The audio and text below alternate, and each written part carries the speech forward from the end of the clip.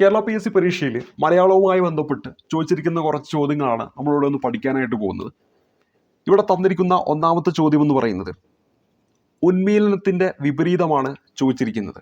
ഉന്മീലനത്തിൻ്റെ വിപരീതം തന്നിരിക്കുന്നതിൽ option B ആണ് ഉത്തരമായിട്ട് വരേണ്ടത്. നിമീലനം എന്നതാണ് ഉന്മീലനത്തിൻ്റെ വിപരീതം. ഇവിടെ നമ്മൾ പരിചയപ്പെടുന്നത് നമ്മുടെ മലയാളം സിലബസിൽ ഉൾപ്പെടുന്ന വിപരീതം എന്ന് പറയുന്ന മേഖലയുമായി ബന്ധപ്പെട്ട ഒരു ചോദ്യമാണ്. ഉന്മീലനം, വിപരീതം, നിമീലനം എന്നാണ്. ഇത്തരത്തിൽ PSC പരീക്ഷയിൽ എപ്പോഴും ചോദിക്കുന്നതാണ് അഗ്രജൻ.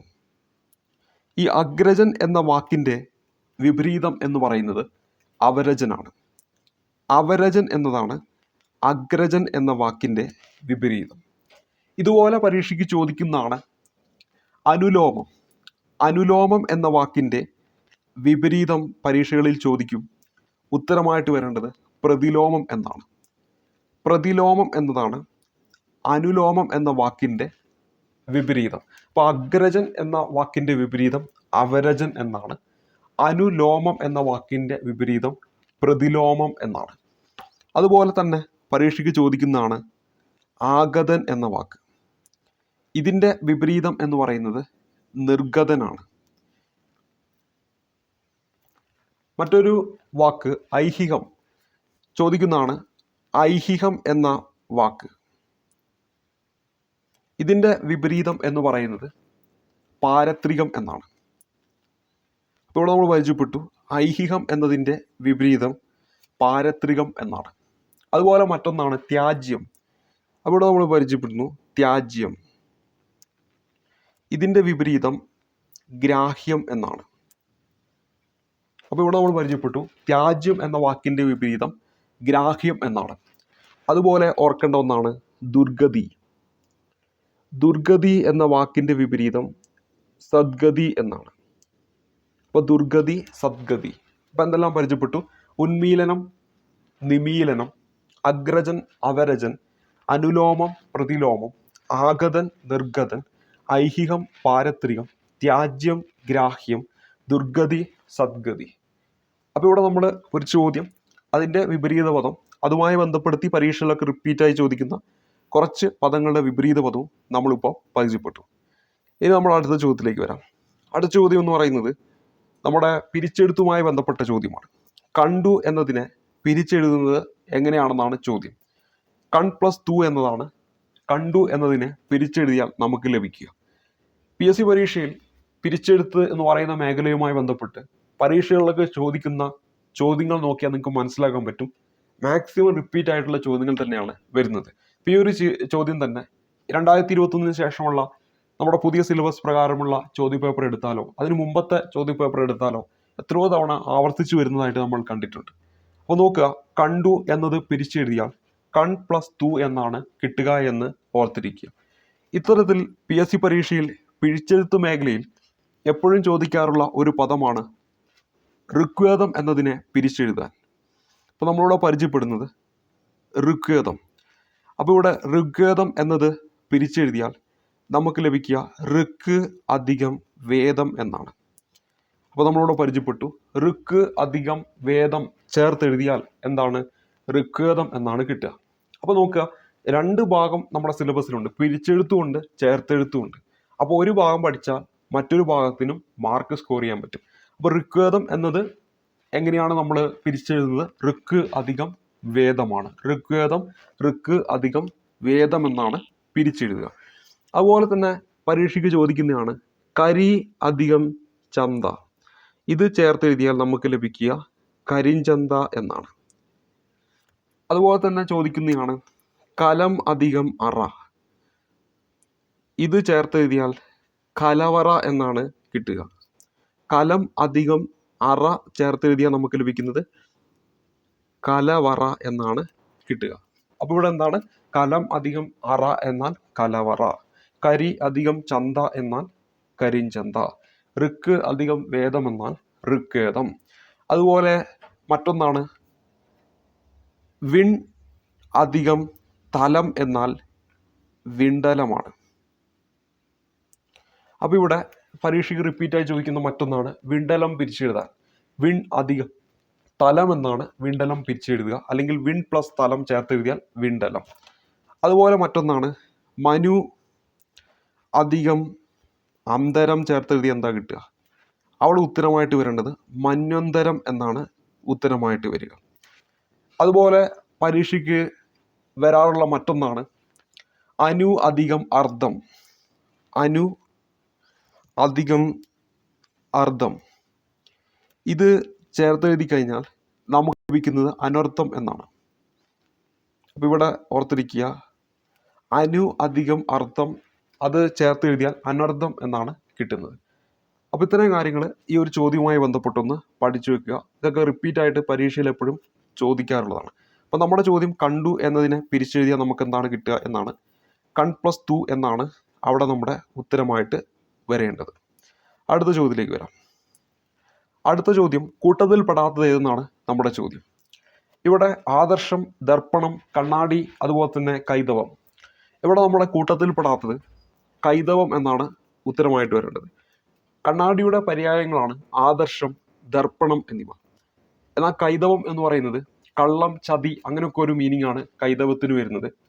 എന്നാൽ ഇവിടെ കണ്ണാടിയുടെ പര്യായമാണ് ആദർശം, ദർപ്പണം, കണ്ണാടി. അതുപോലെ തന്നെ മുകുരം എന്ന് പറയുന്നത് ഈ കണ്ണാടിയുടെ പര്യായമായിട്ട് ഉൾപ്പെടുത്താൻ പറ്റുന്നതാണ്. ദർപ്പണം കണ്ണാടിയുടെ പര്യായമാണെന്ന് എല്ലാവർക്കും അറിയാം. കാരണം നമ്മൾ ഫിസിക്സ് എന്ന് പറയുന്ന ഭാഗത്ത് ദർപ്പണങ്ങളെ കുറിച്ച് തന്നെ പഠിക്കുന്നുണ്ട്. അതുപോലെ തന്നെ ആദർശം എന്ന് പറയുന്നത് കണ്ണാടിയുടെ പര്യായമാണ്. അതുപോലെ തന്നെ മുകുരം എന്ന് പറയുന്നതും കണ്ണാടിയുടെ പര്യായമാണ്. ഇനി മറ്റൊന്ന് നമ്മളിവിടെ പരിചയപ്പെടുന്നത് 94-ാമത്തെ ചോദ്യമാണ്. അതിനു മുമ്പായിട്ട് ഈ 93-ാമത്തെ ചോദ്യം പര്യായവുമായി ബന്ധപ്പെട്ട ഒരു ചോദ്യമാണ്. നേരിട്ട് പര്യായം എന്ന് ചോദിച്ചില്ലെങ്കിൽ പോലും കണ്ണാടിയുടെ പര്യായങ്ങൾ അറിഞ്ഞെങ്കിൽ മാത്രമേ അതിൻ്റെ ഉത്തരത്തിലേക്ക് എത്താൻ പറ്റുള്ളൂ. അതുകൊണ്ട് തന്നെ ഒരു പര്യായം ഇതിനോടൊപ്പം ഒന്ന് പഠിച്ചിട്ട് നമുക്ക് അടുത്ത ചോദ്യത്തിലേക്ക് വരാം. അപ്പോൾ ഞാനിവിടെ പരിചയപ്പെടുത്താൻ പോകുന്നത് കണ്ണ് എന്നതിൻ്റെ കുറച്ച് പര്യായങ്ങളാണ്. അപ്പോൾ കണ്ണ് എന്നതിൻ്റെ പര്യായമായിട്ട് വരുന്ന ഒന്നാണ് നയനം എന്ന് പറയുന്നത്. ഇത് പിന്നെ നമ്മൾ കേൾക്കാറുള്ളതാണ്. നയനം എന്ന് പറയുന്നത് കണ്ണ് എന്നതിൻ്റെ പര്യായമാണ്. അതുപോലെ തന്നെ മറ്റൊന്നാണ് അക്ഷി. അക്ഷി എന്ന് പറയുന്നത് കണ്ണിൻ്റെ പര്യായമാണ്. പിന്നെ നമ്മൾ എപ്പോഴും കേൾക്കാറുള്ളൊരു വാക്കാണ് നേത്രം എന്ന് പറയുന്നത് കണ്ണിൻ്റെ പര്യായമാണ്. ലോചനം എന്ന് പറയുന്നത് കണ്ണിൻ്റെ പര്യായമാണ്. അതുപോലെ ചക്ഷുസ് എന്ന് പറയുന്നത് എന്താണ്? കണ്ണിൻ്റെ പര്യായമാണെന്ന കാര്യം ഓർത്തിരിക്കുക. ഇപ്പോൾ നമ്മൾ പരിചയപ്പെട്ടത് നയനം എന്ന് പറയുന്നത്, അക്ഷി എന്ന് പറയുന്നത്, നേത്രം എന്ന് പറയുന്നത്, ലോചനം എന്ന് പറയുന്നത്, ചക്ഷുസ് എന്ന് പറയുന്നതൊക്കെ എന്താണ്? കണ്ണിൻ്റെ പര്യായമാണെന്ന കാര്യം ഓർത്തിരിക്കുക. അപ്പോൾ ഇവിടെ കണ്ണിൻ്റെ പര്യായം പഠിച്ചു. നയനം, അക്ഷി, നേത്രം, ലോചനം, ചക്ഷുസ്. നയനം, അക്ഷി, നേത്രം, ലോചനം, ചക്ഷുസ് എന്നിവ എന്താണ്? കണ്ണിൻ്റെ പര്യായമാണ്. അതുപോലെ തന്നെ ഞാനൊരു പര്യായം എഴുതാം. ശൃംഗം എന്ന് പറയുന്നത്, അതുപോലെ തന്നെ ശിഖരം എന്ന് പറയുന്നത്, മറ്റൊന്നാണ്. ഇതൊക്കെ ഏതിൻ്റെ പര്യായമാണ്? ഈ ശൃംഗം എന്ന് പറഞ്ഞാൽ, ഒരുപക്ഷെ ശിഖരം എന്ന് പറഞ്ഞാൽ, ഇതൊക്കെ ഏതിൻ്റെ പര്യായമാണ്? കൊടുമുടിയുടെ പര്യായമാണ്. കൊടുമുടിയുടെ പര്യായമാണ് ഇവിടെ തന്നിരിക്കുന്ന ശൃംഗം, അതുപോലെ തന്നെ ശിഖരം, അതുപോലെ തന്നെ മറ്റൊന്ന് കൂടം എന്നും കൂടെ പറയും. ഇതും ഏതിൻ്റെ പര്യായമാണ്? ഈ പറയുന്ന കൊടുമുടിയുടെ പര്യായമാണ്. അപ്പോൾ ഇവിടെ നമ്മൾ പരിചയപ്പെട്ടത് കണ്ണിൻ്റെ പര്യായം നയനം, അക്ഷി, നേത്രം, ലോചനം, ചക്ഷുസ്. പിന്നെ നമ്മൾ കണ്ണാടി പരിചയപ്പെട്ടു, ആദർശം, ദർപ്പണം, മുകുരം. പിന്നെ നമ്മൾ പരിചയപ്പെട്ടു ശൃംഗം, ശിഖരം, കൂടം എന്നൊക്കെ പറയുന്നത് നമ്മുടെ കൊടുമുടിയുടെ പര്യായമാണെന്ന കാര്യം ഓർത്തിരിക്കുക. ഇനി നമ്മുടെ അടുത്ത ചോദ്യത്തിലേക്ക് വരാം. നമ്മുടെ അടുത്ത ചോദ്യം എന്ന് പറയുന്നത് ആ പ്ലസ് അൻ എന്ന് പറഞ്ഞാൽ അതിനെ ചേർത്തെഴുതിയാൽ അവൻ എന്നാണ് നമുക്ക് ലഭിക്കുക. ആ പ്ലസ് അന്നിനെ ചേർത്തെഴുതിയാൽ നമുക്ക് ലഭിക്കുന്നത് അവൻ എന്നാണ്. ഇത് PSC പരീക്ഷയിൽ പലപ്പോഴും ചോദിക്കാറുള്ളതാണ്. ആ പ്ലസ് അൻ ചേർത്തെഴുതിയാൽ എന്താണ്? അല്ലെങ്കിൽ എപ്പോഴും ചോദിക്കാറുള്ളത് അവൻ എന്നതിനെ എങ്ങനെയാണ് പിരിച്ചെഴുതുക എന്നാണ് ചോദിക്കാറുള്ളത്. അപ്പോൾ അവിടെ കൃത്യമായിട്ട് ഇവിടെ നൽകിയിട്ടുണ്ട് ആ പ്ലസ് അൻ എന്നാണ് അവൻ എന്നതിനെ പിരിച്ചെഴുതുക. എന്നാൽ ഇവിടെ ചോദിച്ചിരിക്കുന്നത് സന്ധി ഏത് എന്നാണ് ഇവിടെ ചോദിച്ചിരിക്കുന്നത്. അപ്പോൾ ഇവിടെ നമ്മുടെ ഉത്തരമെന്ന് പറയുന്നത് ഓപ്ഷൻ സി, ആഗമസന്ധി എന്നാണ് ഉത്തരമായിട്ട് വരിക. അതായത് നമുക്കറിയാം ആഗമസന്ധി എന്ന് പറഞ്ഞാൽ രണ്ട് വർണ്ണങ്ങൾ തമ്മിൽ ചേരുമ്പോൾ ഒരു വർണ്ണവും മാറാതെ പുതിയൊരു വർണ്ണം വന്നു ചേരുന്നതാണ് ആഗമസന്ധി. ഇപ്പോൾ ഇവിടെ ആ പ്ലസ് അൻ എന്ന് പറയുമ്പോൾ അവൻ എന്ന് നമ്മൾ എഴുതുമ്പോൾ അവിടെ വർണ്ണങ്ങളൊന്നും പോകാതെ വ എന്ന പുതിയൊരു വർണ്ണം വന്നു ചേർന്നു. അപ്പോൾ അതുകൊണ്ട് നമുക്ക് പറയാം ഇത് ആഗമസന്ധിക്ക് ഉദാഹരണമാണെന്ന്. ഇനി അടുത്തത് ശൈലിയുമായി ബന്ധപ്പെട്ട് തർജിമയുമായി ബന്ധപ്പെട്ട ഒരു ചോദ്യമാണ്. ആപ്പിൾ ഓഫ് ഐ എന്ന് പറയുന്ന ശൈലിയുടെ വിവർത്തനം എന്ന് പറയുന്നത് എന്താണ്? കണ്ണിലുണ്ണി എന്നതാണ് ഈ ഒരു ചോദ്യത്തിൻ്റെ ഉത്തരമായിട്ട് വരുന്നത്. എത്രയോ തവണ റിപ്പീറ്റായി ചോദിക്കുന്ന ഒരു ചോദ്യമാണ്. ആപ്പിൾ ഓഫ് ഐ എന്നതിൻ്റെ വിവർത്തനം എന്താണ്? കണ്ണിലുണ്ണി എന്നതാണ് ഇവിടെ എന്താണ് വിവർത്തനമായിട്ട് വരുന്നത്. ഇത്തരത്തിൽ PSC പരീക്ഷയിൽ എപ്പോഴും ചോദിക്കാറുള്ള ഒരു ശൈലിയാണ് എ ബേർഡ്സ് ഐ വ്യൂ എന്ന് പറയുന്നത്. എ ബേർഡ്സ് ഐ വ്യൂ എന്ന് പറയുന്നത് എന്താണ് ഇതിൻ്റെ മലയാളം എന്ന് പറയുന്നത്, അല്ലെങ്കിൽ ഇതിൻ്റെ വിവർത്തനം അല്ലെങ്കിൽ തർജിമ എന്ന് പറയുന്നത് വിഹഗ വീക്ഷണം എന്നാണ്. അപ്പോൾ ഇതിൻ്റെ മലയാളം ഓർത്തിരിക്കുക, വിഹഗ വീക്ഷണം. അപ്പോൾ ഇതാണ് എ ബേർഡ്സ് ഐ വ്യൂ എന്നതിൻ്റെ മലയാളം. ഇത്തരത്തിൽ മറ്റൊന്നാണ് കാസ്റ്റിൽ ഇൻ ദ എയർ ഉണ്ട്. അതുപോലെ തന്നെ കാസ്റ്റിൽ ഇൻ സ്പെയിനും ഉണ്ട്. ഇത് കാസ്റ്റിൽ ഇൻ ദ എയർ എന്ന് പറഞ്ഞിട്ടുണ്ടെങ്കിൽ പകൽക്കിനാവ് എന്നൊരു അർത്ഥം വരുന്നു. അപ്പോൾ ഇവിടെ പകൽക്കിനാവ് എന്നാണ് അർത്ഥം. എന്നാൽ കാസ്റ്റിൽ ഇൻ സ്പെയിൻ എന്ന് പറയുമ്പോൾ മനോരാജ്യം എന്നാണ് അർത്ഥം. ഇപ്പോൾ ഇവിടെ നമ്മൾ പരിചയപ്പെട്ടു എ ബേർഡ്സ് ഐ വ്യൂ, വിഹഗ വീക്ഷണം, കാസ്റ്റിൽ ഇൻ ദ എയർ, പകൽക്കിനാവ്, കാസ്റ്റിൽ ഇൻ സ്പെയിൻ, മനോരാജ്യം. ഇതുപോലെ മറ്റൊന്നാണ് പിങ്ക് എലിഫൻറ്റ്. പരീക്ഷകളൊക്കെ ചോദിച്ചു കാണുന്നതാണ് പിങ്ക് എലിഫൻറ്റ്. ഈ പിങ്ക് എലിഫൻറ്റ് എന്നതിൻ്റെ മലയാളം അല്ലെങ്കിൽ അർത്ഥം എന്ന് പറയുന്നത് മദ്യലഹരിയിൽ നിന്നുണ്ടാകുന്ന വ്യാമോഹങ്ങളെയാണ് പിങ്ക് എലിഫൻറ്റ് എന്ന് പറയുന്നത്. മദ്യലഹരിയിൽ നിന്നുണ്ടാകുന്ന വ്യാമോഹങ്ങളെയാണ് പിങ്ക് എലിഫൻറ്റ് എന്ന് പറയുന്നത്. അപ്പോൾ ഇവിടെ നമ്മൾ എ ബേർഡ്സ് ഐ വ്യൂ പഠിച്ചു, വിഹഗ വീക്ഷണം, കാസ്റ്റിലിൻ എയർ ഉണ്ട്, പകൽക്കിനാവ്, കാസ്റ്റിലിൻ സ്പെയിൻ എന്ന് പറഞ്ഞാൽ മനോരാജ്യം, പിങ്ക് എലിഫൻറ്റ് എന്ന് പറഞ്ഞാൽ എന്താണ് മദ്യലഹരിയിൽ നിന്നുണ്ടാകുന്ന വ്യാമോഹങ്ങളാണ്. ഒപ്പം നമ്മുടെ ചോദ്യത്തിൽ തന്നിരിക്കുന്നത് ആപ്പിൾ ഓഫ് ദ ഐ ആണ്. അതിൻ്റെ ഉത്തരം കണ്ണിലുണ്ണി എന്നാണ്. ഇനി അടുത്ത ചോദ്യം, കൊച്ചി കണ്ടവൻ അച്ചി വേണ്ട എന്ന ചൊല്ലിൻ്റെ അർത്ഥം എന്തെന്നാണ് നമ്മുടെ ചോദ്യം. ഇവിടെ ഉത്തരമായിട്ട് വരേണ്ടത് ഓപ്ഷൻ എ ആണ്, കൊച്ചിയുടെ മഹാത്മ്യമാണ്. കൊച്ചി കണ്ടവൻ അച്ചി വേണ്ട എന്ന ചൊല്ലിൻ്റെ അർത്ഥം കൊച്ചിയുടെ മഹാത്മ്യമാണെന്ന കാര്യം ഓർക്കുക. ഇത്തരത്തിൽ പരീക്ഷകളിൽ ചോദിക്കാവുന്ന കുറച്ച് പഴഞ്ചൊല്ലുകളും അവയുടെ അർത്ഥവും നമ്മളൊന്ന് പറഞ്ഞു പോവുകയാണ്. അതിലൊന്ന് വീണ മരത്തിൽ ഓടിക്കേറാം. ഒരുപക്ഷെ എല്ലാവർക്കും അതിൻ്റെ ഉത്തരം കിട്ടും. ദുർബലന്മാരെ എളുപ്പത്തിൽ കീഴ്പ്പെടുത്താം. ദുർബലന്മാരെ എളുപ്പത്തിൽ എന്താണ് കീഴ്പ്പെടുത്താം. അതുപോലെ മറ്റൊന്നാണ് ഉർവശി ശാപം ഉപകാരം. ഉർവശി ശാപം ഉപകാരം എന്ന ആ ഒരു പഴഞ്ചൊല്ലിൻ്റെ അർത്ഥം ദോഷം ഗുണമായി തീരുക എന്നാണ്.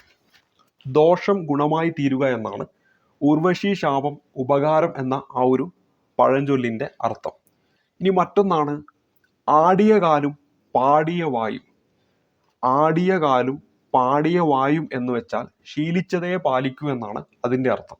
അപ്പോൾ 3 പരിചയപ്പെട്ടു. വീണമരത്തിൽ ഓടിക്കേറാം, ദുർബലന്മാരെ എളുപ്പത്തിൽ കീഴ്പ്പെടുത്താം, ഉർവശി ശാപം ഉപകാരം, ദോഷം ഗുണമായി തീരുക, ആടിയ കാലും പാടിയ വായും. അവിടെ ഉത്തരമായിട്ട് വരേണ്ടത് ശീലിച്ചതേ പാലിക്കൂ എന്നാണ്. അതുപോലെ തന്നെ മറ്റൊന്നാണ് അറുത്ത കൈക്ക് ഉപ്പ് തേക്കാത്തവൻ. അവിടെ അർത്ഥമാക്കേണ്ടത് എന്താണ്? ആർക്കും ഒരു ഉപകാരവും ചെയ്യാത്തവൻ എന്നാണ് അർത്ഥമാക്കേണ്ടത്.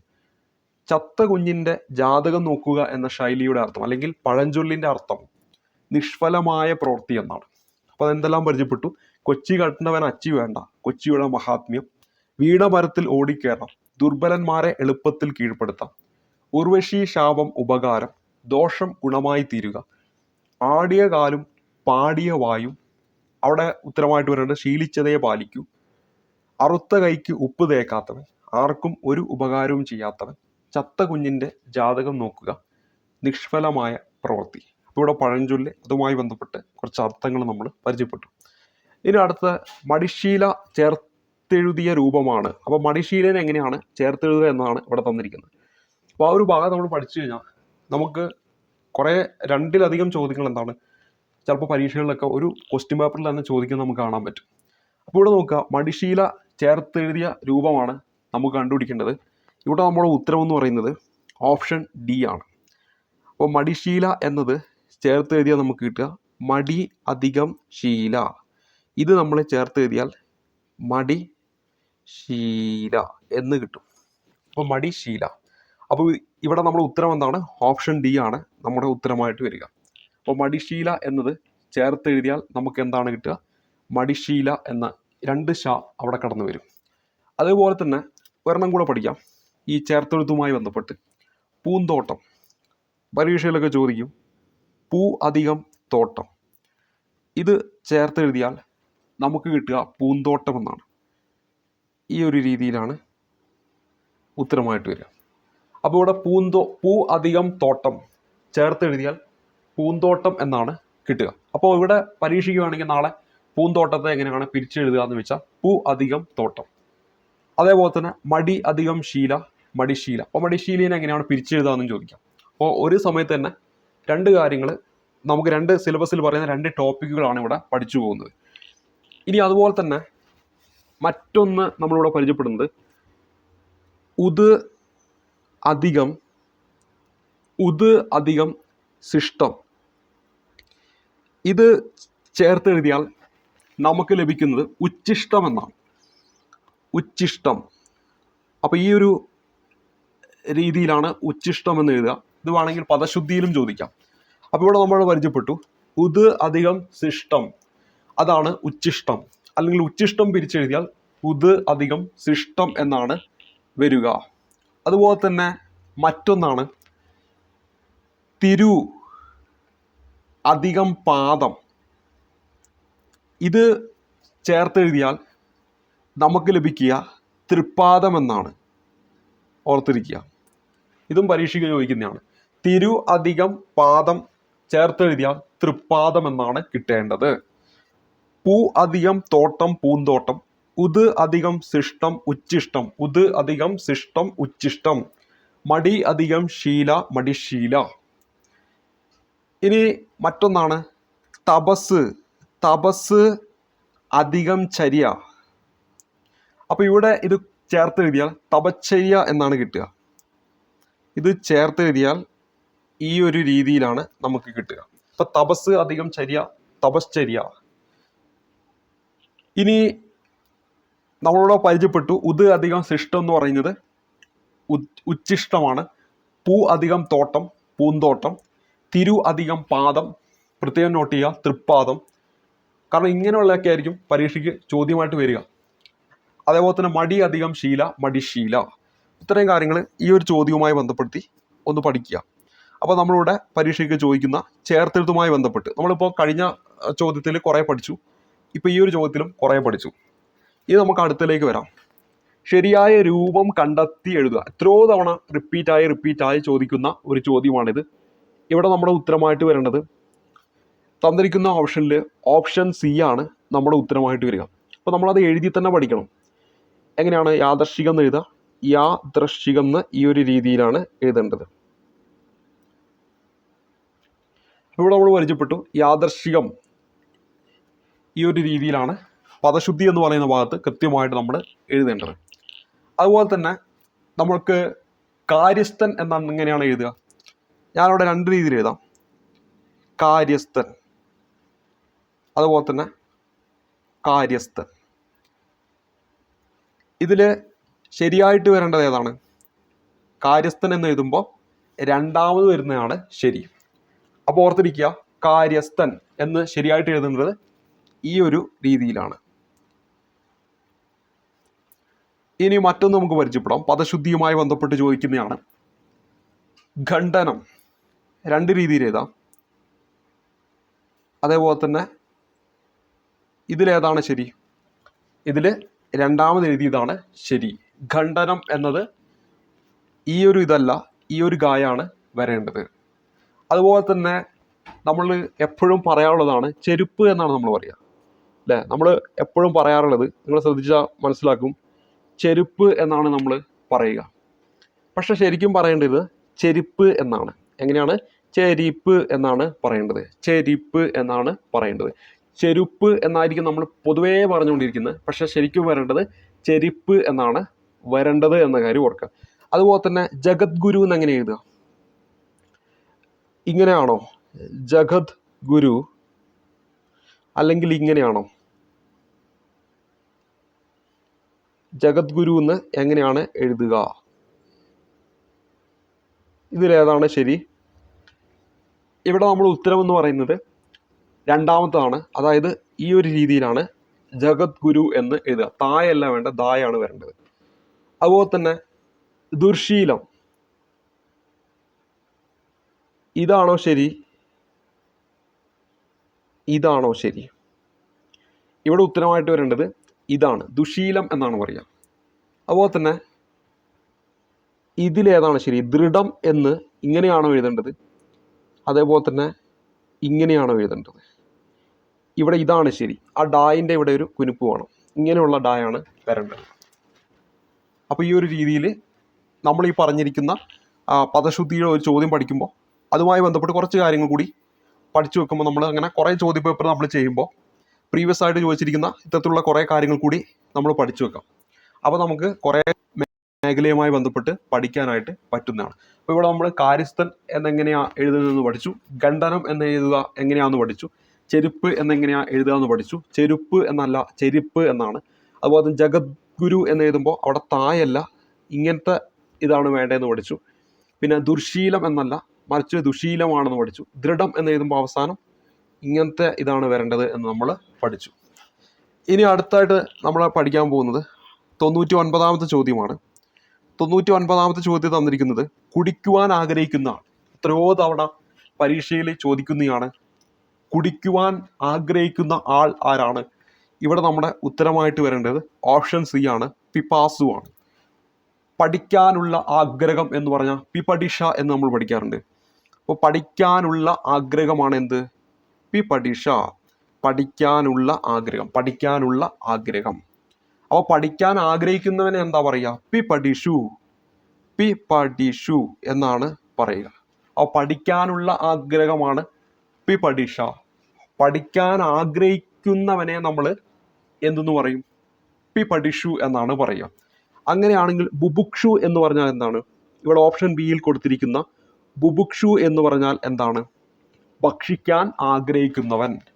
ഭക്ഷിക്കാൻ ആഗ്രഹിക്കുന്നവൻ എന്നാണ് ബുഭുക്ഷു എന്നതിൻ്റെ അർത്ഥം. അപ്പോൾ ഇവിടെ പിപഠിഷ എന്ന് പറയുന്നത് പഠിക്കാനുള്ള ആഗ്രഹവും, പിപഠിഷു എന്ന് പറഞ്ഞാൽ പഠിക്കാൻ ആഗ്രഹിക്കുന്നവനും, ബുഭുക്ഷു എന്ന് പറഞ്ഞാൽ ഭക്ഷിക്കാൻ ആഗ്രഹിക്കുന്നവൻ എന്നാണ് അർത്ഥം വരുന്നത്.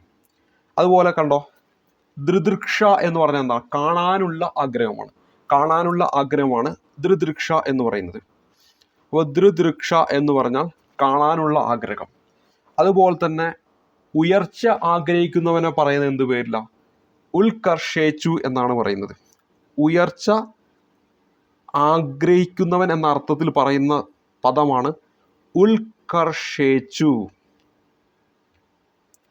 ഇതെന്താണ്? ഉയർച്ച ആഗ്രഹിക്കുന്നവൻ എന്ന അർത്ഥമാണ്. അങ്ങനെയാണെങ്കിൽ മോക്ഷം ആഗ്രഹിക്കുന്ന ആളാരാ? മുമുക്ഷു. മോക്ഷം ആഗ്രഹിക്കുന്ന ആരാണ്? മുമുക്ഷു ആണെന്ന കാര്യം ഓർത്തിരിക്കുക. അപ്പോൾ മോക്ഷം ആഗ്രഹിക്കുന്നയാൾ മുമുക്ഷു, ഉയർച്ച ആഗ്രഹിക്കുന്നവൻ ഉൽക്കർഷേച്ചു, കാണാനുള്ള ആഗ്രഹം ചോദിച്ചാൽ ദൃദൃക്ഷ, പിന്നെ പഠിക്കാൻ ആഗ്രഹിക്കുന്നവൻ പിപഠിഷു ആണെങ്കിൽ പഠിക്കാനുള്ള ആഗ്രഹം പിപഠിഷയാണ്, ഭക്ഷിക്കാൻ ആഗ്രഹിക്കുന്നവൻ ബുഭുക്ഷു എന്നീ കാര്യങ്ങളൊന്ന് ഓർക്കുക. ഒപ്പം നമ്മുടെ ചോദ്യത്തിൽ തന്നു കുടിക്കുവാൻ ആഗ്രഹിക്കുന്ന ആൾ, അതാണ് പിപാസു എന്ന് പറയുന്നത്. ഇനി ഇവിടെ 100ാമത്തെ ചോദ്യമാണ്. 100ാമത്തെ ചോദ്യത്തിൽ തന്നിരിക്കുന്നത് വെള്ളത്തിൽ എഴുതുക എന്ന പ്രയോഗത്തിന് അർത്ഥം എന്താണ്? ഫലമില്ലാത്ത പ്രവൃത്തിയാണ്. ഓപ്ഷൻ എ ആണ് ഉത്തരമായിട്ട് വരേണ്ടത്. അപ്പോൾ ഇവിടെ നമ്മൾ പരിചയപ്പെട്ടിരിക്കുന്നത് വെള്ളത്തിൽ എഴുതുക എന്ന പ്രയോഗത്തിൻ്റെ അർത്ഥമാണ് ഫലമില്ലാത്ത പ്രവൃത്തി. ഇത്തരത്തിൽ പരീക്ഷകൾക്കൊക്കെ ചോദിക്കുന്ന കുറച്ചും കൂടെ പ്രയോഗങ്ങൾ നമുക്കൊന്ന് പരിചയപ്പെടാം. അതിലൊന്ന് ഏഴാം കൂലി.